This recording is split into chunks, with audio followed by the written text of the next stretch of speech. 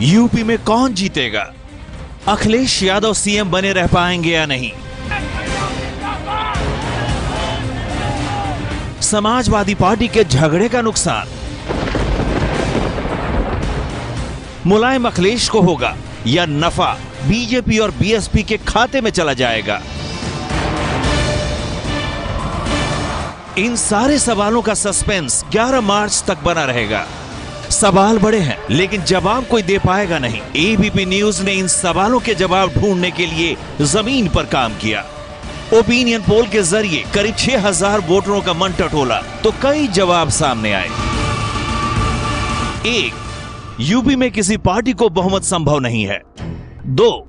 Samajwadi party एकजुट रही तो सबसे बड़ी पार्टी तो बन जाएगी लेकिन बहुमत नहीं हासिल कर पाएगी। 3.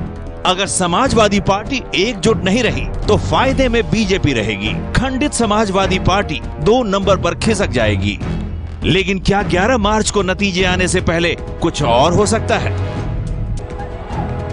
इसका जवाब तलाशने के लिए हम यूपी के 75 जिलों में ऐसे लोगों को मिले जो जिले की राजनीति पर बरसों से पैनी नजर रखे हुए हैं। हर सीट, हर पोलिंग बूथ के वोटरों को करीब से जानते समझते हैं।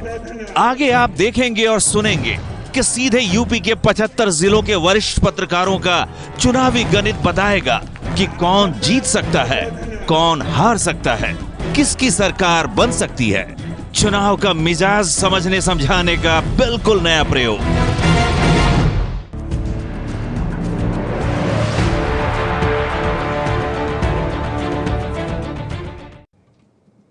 और आइए अब हम आपको दिखाने वाले हैं 75 जिलों के 75 वरिष्ठ पत्रकारों की नजर से कैसे बन रही है नई विधानसभा की तस्वीर।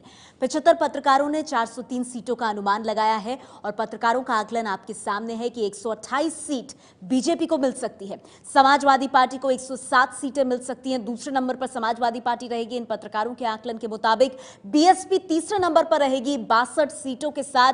कांग्रेस को सिर्फ 11 सीटें मिलेंगी लेकिन कई सीटों पर उम्मीदवार घोषित होने के कारण काफी सीटों पर हार जीत का अनुमान नहीं लगाया जा सका और यही वजह है कि वो जो संख्या आप 86 की देख रहे हैं उस पर कह नहीं सकते, ये बात सामने आ रही है। 9 सीटों पर अन्य जीत सकते हैं। और हम ये भी साफ कर दें कि 75 पत्रकारों ने जब अनुमान लगाया तब उन्होंने समाजवादी पार्टी को एकजुट माना।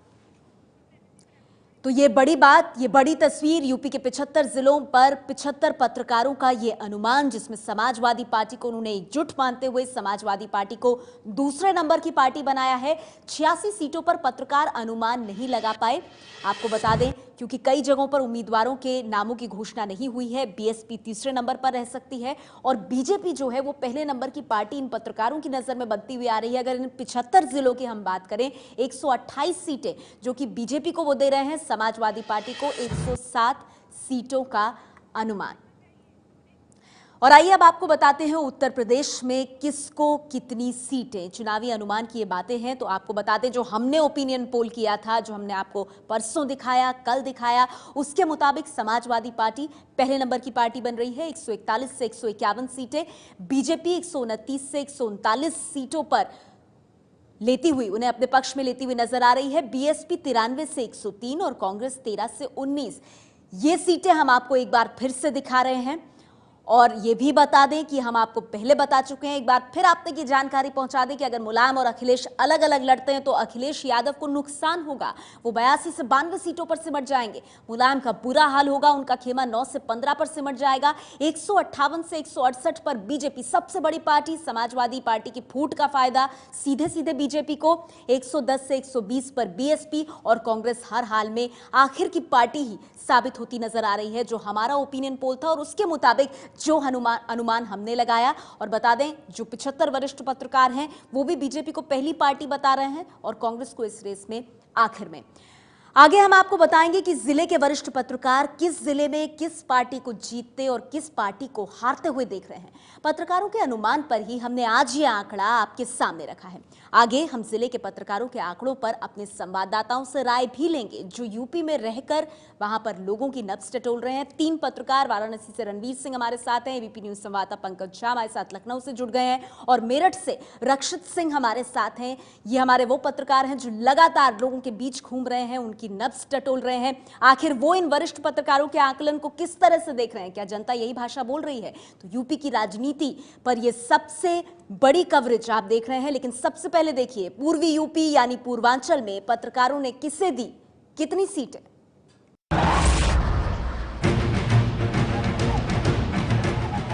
आजमगढ़ यानी मुलायम सिंह यादव का चुनाव क्षेत्र 10 सीटों वाले जिले में समाजवादी पार्टी के पक्ष में एक तरफा माहौल रहा है। दैनिक देवव्रत अखबार के संपादक विजय यादव का कहना है कि झगड़े से एसपी को नुकसान संभव है। यहाँ चूंकि 9 सीटें सपा की थी, तो खोना जो कुछ है उसको है, पाना और लोगों को है। लेकिन जो आजमगढ़ की स्थिति है, यहाँ हमेशा सपा और बसपा की लड़ाई रहती है।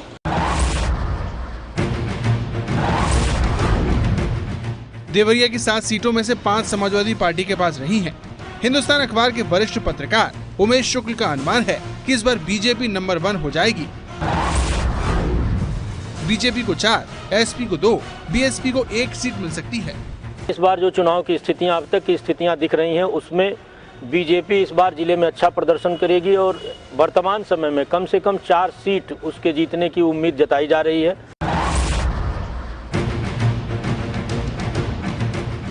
बीएसपी से बीजेपी में आए स्वामी प्रसाद मौर्य का गढ़ है कुशीनगर। कुशीनगर की 7 सीटें कई पार्टियों में बटी थी।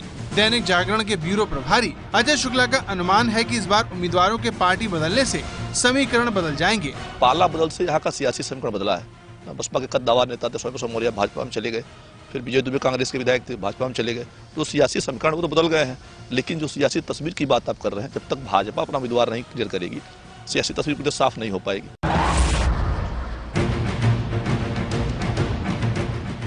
मिर्जापुर राजनाथ सिंह और मोदी सरकार में मंत्री अपना दल की अनुप्रिया पटेल का इलाका है। यहाँ समाजवादी पार्टी मजबूत तो है, लेकिन अपना दल की भी हैसियत है। अनुमान है कि एसपी को 2, अपना दल और कांग्रेस को 1-1 सीट मिल सकती है। केंद्रीय मंत्री अनुप्रिया पटेल इस जनपद से का प्रतिनिधित्व कर रही हैं। चुनाव क्षेत्र में रेल विभाग में उन्होंने काम किया, तो 1 सीट तो लगता है कि अपना दल को अगर ये यहाँ कोटे में टिकट मिलता है तो अपना दल का खाता खुलेगा, जो भाजपा का खाता अभी तक यहाँ नहीं खुला था पिछले चुनाव में। और सपा को 3 सीट मिली थी, उसमें कुछ क्षति दिखाई पड़ रही है। 2 सीट हमको लगता है कि सपा को मिलेगी।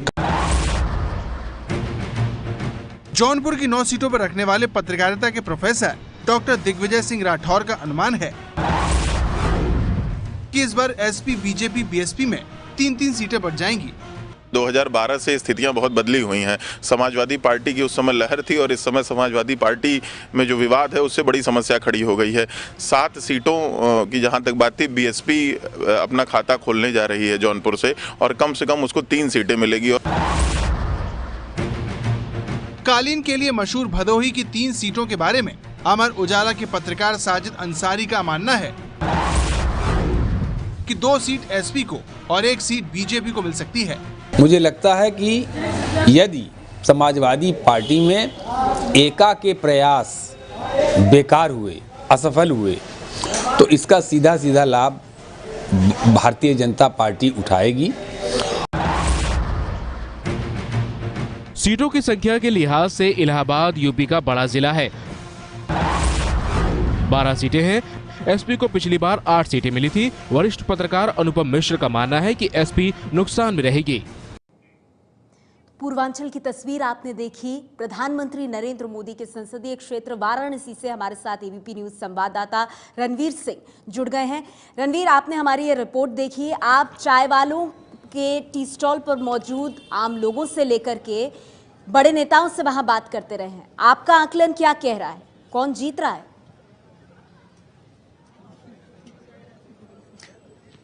जी, अगर मैं बात करूं बनारस की और पूरे पूर्वांचल की, तो यहाँ 16 जिलों की 97 सीटों पर कहीं ना कहीं बीजेपी आगे दिखाई दे रही है। आज जो पत्रकारों के बातचीत के आधार पर यहाँ पे बीजेपी 28 से 30 सीटें जीत सकती है। वहीं समाजवादी पार्टी 25 सीटों पर और बहुजन समाज पार्टी 16 सीटों पर। वहीं कांग्रेस 3 सीटों पर सिमटती नजर आ रही है। अगर मैं कांग्रेस की खासतौर पर बात करूं तो कांग्रेस जो 3 सीटों पर जीत भी रही है, वो तीनों सीटें वो सीटें हैं जहां पे प्रत्याशी अपने दम पे जीतता रहा है। कांग्रेस से अजय राय, देवरिया से अखिलेश प्रताप सिंह और मिर्जापुर से ललितेश पति त्रिपाठी, ये तीनों प्रत्याशी अपने दम पे जीतते हैं। वहीं अगर बीजेपी की बात करें तो नोटबंदी का कहीं ना कहीं यहाँ पे बहुत ज्यादा नकारात्मक प्रभाव बीजेपी पर नहीं दिखाई दे रहा है। बहुत सारे लोगों से पूर्वांचल पे जब हमने बात की तो उन लोगों का ये कहना था कि नोटबंदी से दिक्कतें तो जरूर हैं, लेकिन कहीं ना कहीं वो इस फैसले को सही ठहराते नजर आ रहे थे। जी, तो रणबीर और अगर मैं आपको बनारस पूर्वांचल का हाल आपने देखा।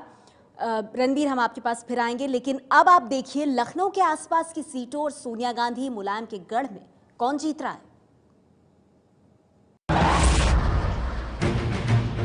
रायबरेली सोनिया गांधी का चुनाव क्षेत्र है। वरिष्ठ पत्रकार विजय उपाध्याय का अनुमान है कि कांग्रेस को एक ही सीट मिल पाएगी, बाकी का कुछ नहीं कह सकते।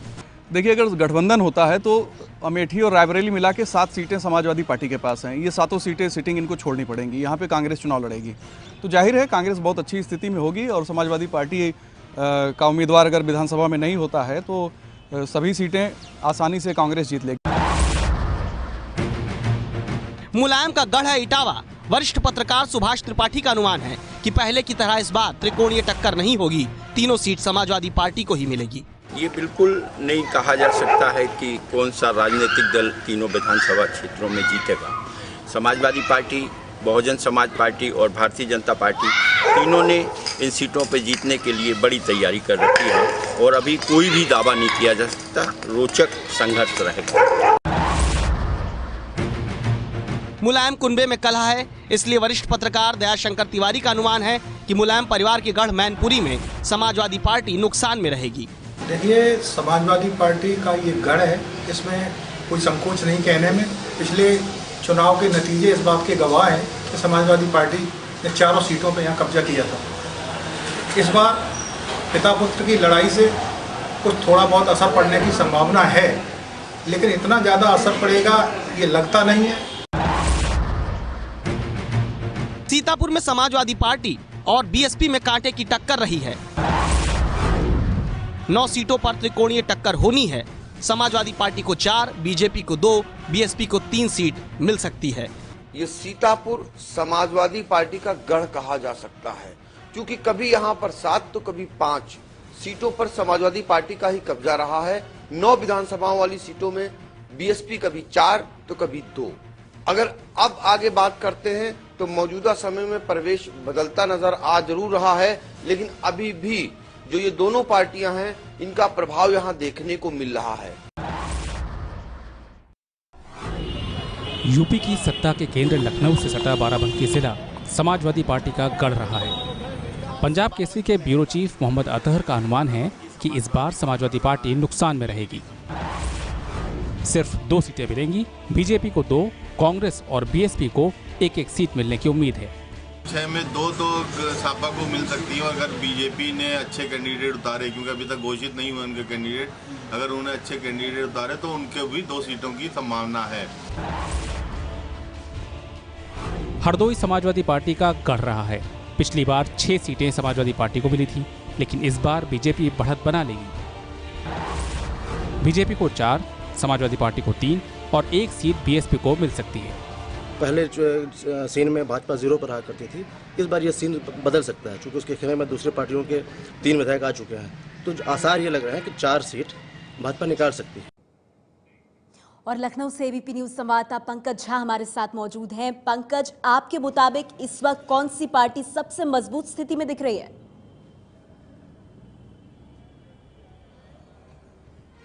देखिए, 3 मोटे तौर पर अगर आप चीजें देखिए तो चेहरों पे चुनाव होता है। एक तरफ मायावती हैं और एक तरफ अखिलेश यादव हैं और एक तरफ बीजेपी ने अपना कोई चेहरा तो नहीं उतारा, लेकिन मोदी के आसपास ताना बुना जा रहा है। बातें विकास की होती है, लेकिन विशुद्ध तौर पर अगर देखें यूपी में वोट वो जाति के आधार पर पड़ते हैं।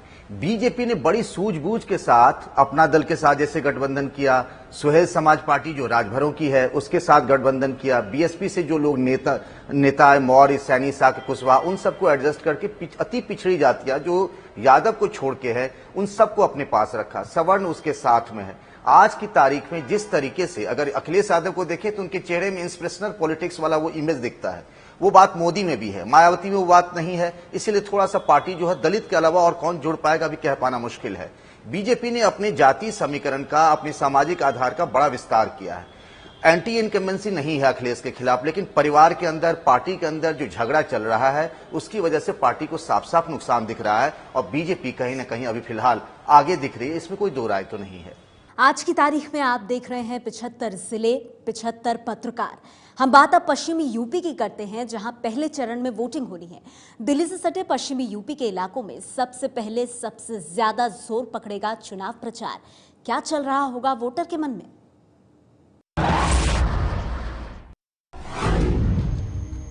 दिल्ली से सटे गौतम बुद्ध नगर में नोएडा, दादरी और जेवर 3 सीटें हैं।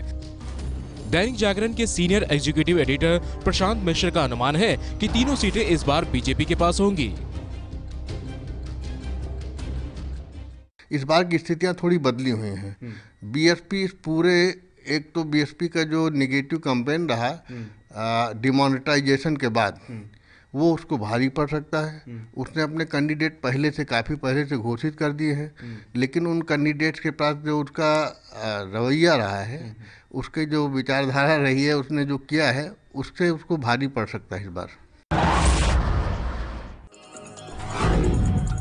अजीत सिंह का गढ़ रहा है बागपत, लेकिन 3 में से एक ही सीट उनके पास है। 2 सीट बीएसपी के पास हैं। नवभारत टाइम्स के वरिष्ठ पत्रकार प्रेमदेव शर्मा का अनुमान है कि आरएलडी, बीजेपी और बीएसपी को एक सीट मिलेगी।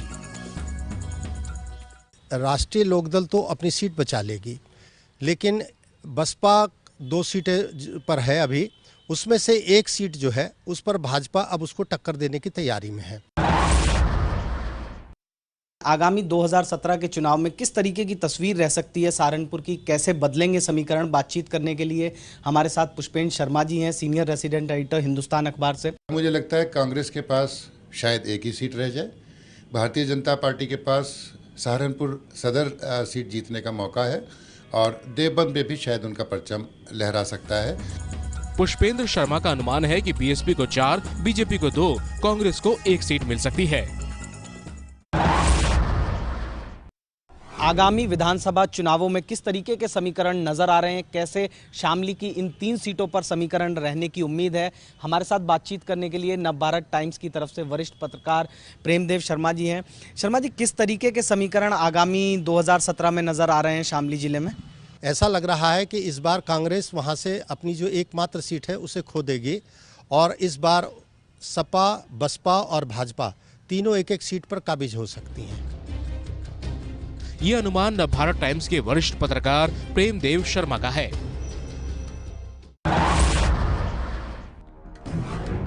फिरोजाबाद मुलायम का गढ़ रहा है। डीएनए के वरिष्ठ पत्रकार राधेश्याम मानते हैं कि अगर पार्टी झगड़े में नहीं फंसी और उम्मीदवार ठीक चुने गए तो सारी 5 सीटें उनके हक में जा सकती हैं। अभी प्रत्याशी के ऊपर निर्भर करेगा। अगर प्रत्याशी कोई वैसा आ जाता है तो 5 प्रत्याशी समाजवादी पार्टी के निकल सकते हैं, इसमें कुछ कहा नहीं जा सकता। मेरठ से रक्षित हमारे साथ जुड़ गए हैं। रक्षित, संक्षेप में किसका पलड़ा भारी?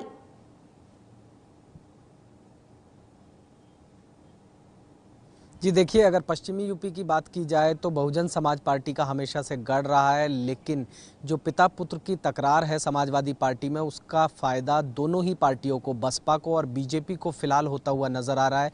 अगर एकजुट होकर लड़ते हैं चुनाव तो स्थिति थोड़ी बदल सकती है, लेकिन अगर जिस तरीके से परिवार में कलह चल रही है उसके चलते निश्चित तौर पर बसपा और बीजेपी के बीच में सीधी टक्कर पश्चिमी यूपी में नज़र आ रही है। नेहा, बहुत बहुत शुक्रिया रक्षित आपका, और इसके साथ ही पंकज झा आपका और रणवीर, आप तीनों का हमारे साथ जुड़ने के लिए। तो ये चुनावी अनुमान आपने देखा,